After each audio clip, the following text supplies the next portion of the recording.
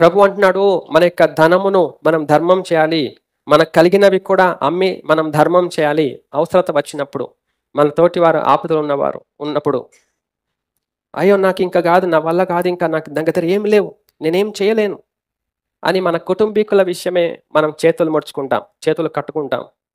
ఇక నా వల్ల కాదు, నాకు ఏం చేయాలని ఏం లేదు నా దగ్గర ఉంటాయి. ప్రభు అంటున్నాడు అమ్మి ధర్మం చేయండి, అమ్మండి, మీకు కలిగినవి అమ్మండి.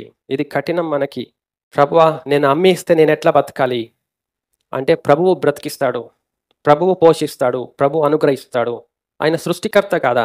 ఆ మాత్రం నమ్మకం మనకు లేదు.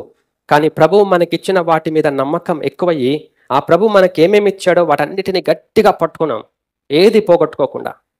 ప్రభు అంటున్నాడు మీరు ధర్మం చేయండి, మీరు ఉపకారాలు చేయండి, మీకు కలిగినవి. అట్టి యాగము దేవునికి ఇష్టమైనది.